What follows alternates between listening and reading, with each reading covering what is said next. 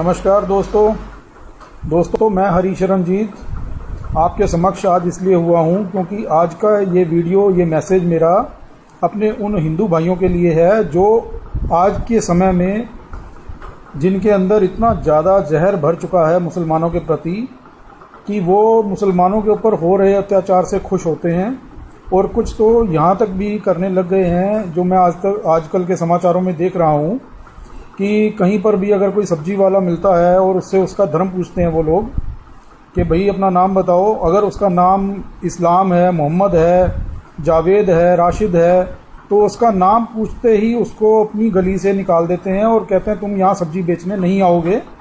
और कई दफ़ा तो ये भी देखा गया है कि नाम पूछने के बाद उसको मारा भी जाता है, पीटा जाता है। और मैं ये अपना जो मैसेज है उन सब लोगों को देना चाहता हूँ जो ऐसी हरकतें कर रहे हैं या जो ऐसी हरकतें करने पर खुश हो रहे हैं कि देखो उनके समाज के लोग या हिंदू वर्ग के लोग इस तरह का बहुत अच्छा काम कर रहे हैं। मेरा सवाल उनसे ये मेरा सवाल है कि मैं आपसे ये पूछना चाहता हूँ, आप मुझे ये बताइए कि आपका जोर उनके ऊपर चल गया, सब्जी वालों के ऊपर, और उनको आपने अपनी ज़बरदस्ती से, अपने दम से या अपने जुल्म से भगा दिया, ठीक है, और आपने अपने मन को समझा लिया, आपने बहुत अच्छा काम किया।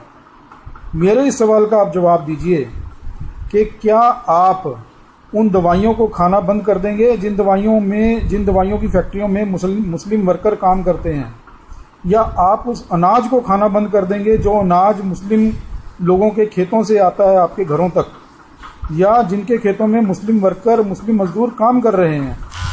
क्या आप ऐसी सभी चीज़ों को त्याग देंगे जिन चीज़ों के अंदर मुस्लिम का हाथ लगा हो?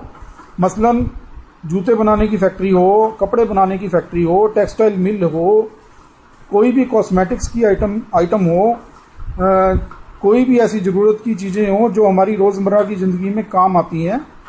दवाइयाँ सबसे बड़ी चीज़ है। और एक चीज़ और मैं आपको पूछना चाहता हूँ कि क्या आप, जब आपका कभी एक्सीडेंट हुआ हो, भगवान ना करे कभी ऐसा हो, लेकिन जब कभी भी ऐसा हो या आप कोई ऐसी गहरी मुसीबत में फंस चुके हों, जब कभी कोई मुस्लिम साथी आपको बचाने के लिए आ जाए, तो क्या आप उससे पहले उसका धर्म पूछोगे या उससे अपनी सहायता करवाओगे? जब आप उससे उसका धर्म उस वक्त नहीं पूछते जब आप मुसीबत में होते हो कि भाई आप कौन से धर्म के हो, तभी आप मुझे हाथ लगाना। अगर आप हिंदू हो, अगर आप मुस्लिम हो तो मुझे मत बचाओ या मुझे यहीं पड़ा रहने दो, मेरे साथ जो भी कुछ हो गया मुझे इसी अवस्था में रहने दो, फिर भी मैं आपको समझूं कि भाई आप वाकई बड़े गैरतमंद लोग हो। क्या आप, जब आपको खून की ज़रूरत पड़ती है, जब आप हॉस्पिटल में होते हो, क्या ये पूछकर खून लेते हो कि ये खून किसका था?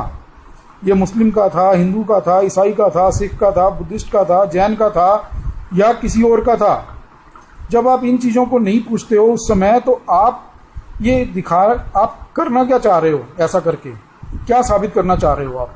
और इससे क्या साबित हो जाएगा जो चीज़ें अब आप कर रहे हो, कि आपका जोर सब्जी वालों के ऊपर चलता है, आपका जोर कमज़ोर के ऊपर चलता है ना? और मैं ये आपसे कहना चाहता हूँ, क्या आपकी ज़िंदगी से अगर मुस्लिम निकल जाएं या मुस्लिम की द्वारा बनाई हुई चीज़ें निकल जाएं, उनके द्वारा बनाई गई एंटरटेनमेंट के साधन निकल जाएं, और उनके द्वारा आपकी ज़िंदगी में से हर वो चीज़ निकल जाए जो मुस्लिम ने बनाई थी या मुस्लिम ने आपके लिए सहेजी थी या जो आपके सामने प्रस्तुत की थी, चाहे वो अल्लामा इकबाल का सारे जहां से अच्छा हिंदुस्तान हमारा हो, या साहिर लुधियानवी की पोइट्री हो, या सलीम जावेद के वो डायलॉग हों, या फिर आमिर खान हो, या के आसिफ की जो डायरेक्शन के अंदर मूवीज़ बनी थी वो हों, या जितने भी आपके सुपरस्टार मुस्लिम धर्म से जुड़े हुए सुपरस्टार हुए हैं, क्या आप उन सब की फिल्में देखना छोड़ दोगे? क्या आप इन लोगों को, इन सबको, अच्छा हाँ, एक और बहुत महान शख्स की याद आ गई, क्या आप अब्दुल कलाम जी को भूल सकते हो, जो हमारे देश में मिसाइल मैन के नाम से जाने जाते हैं, जिन्होंने इतनी बड़ी उपलब्धि हमारे देश को दी?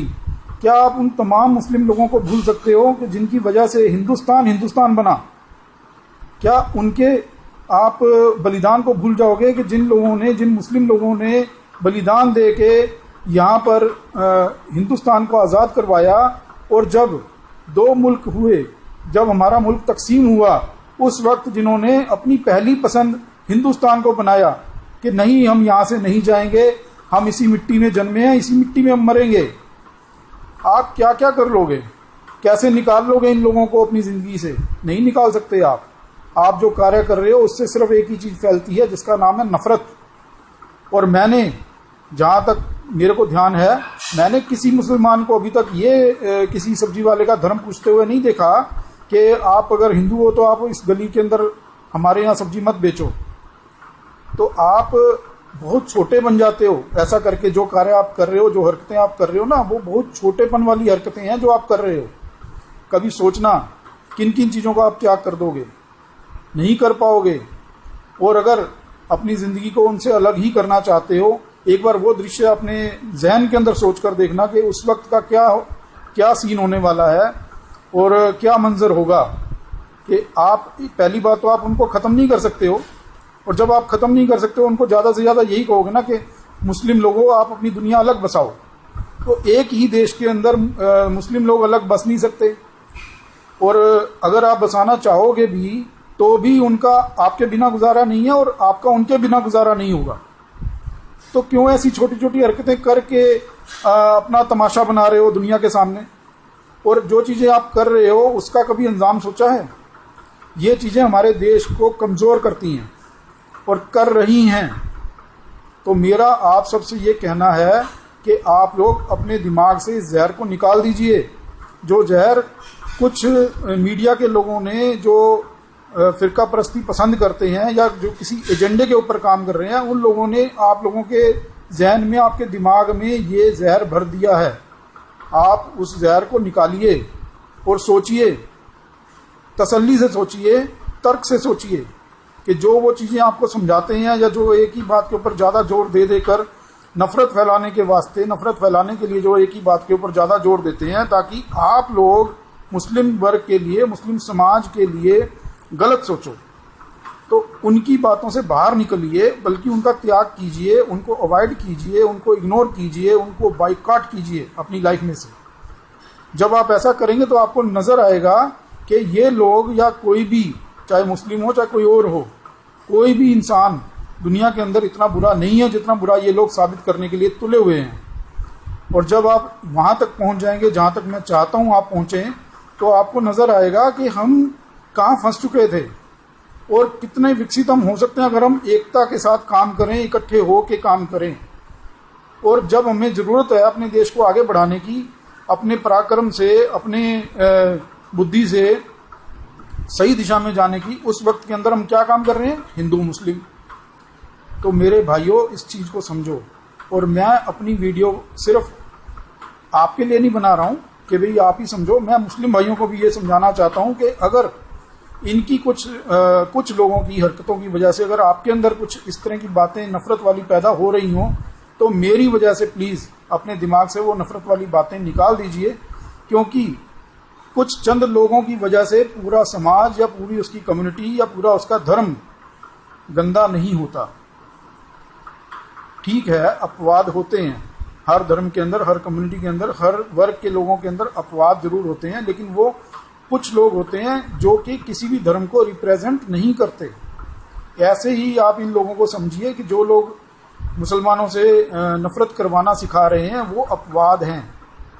तो उन लोगों के बहकावे में आके कहीं आप भी उनके लिए, जो आपको प्रताड़ित कर रहे हैं, उनके लिए अपने दिमाग में कोई जहर मत भरिएगा।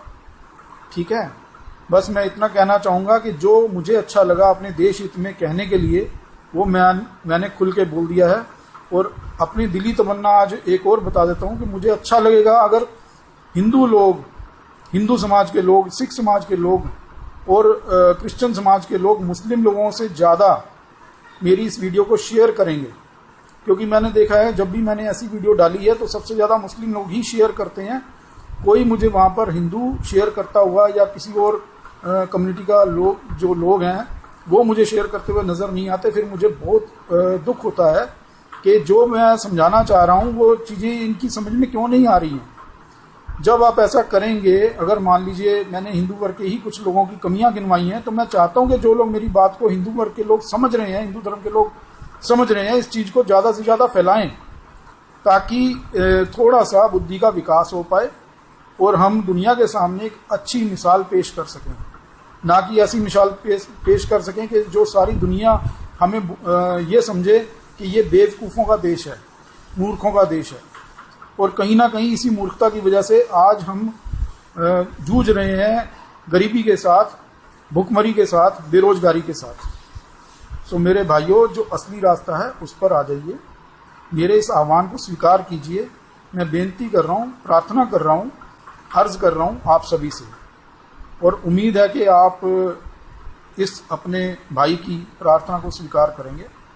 धन्यवाद, शुक्रिया।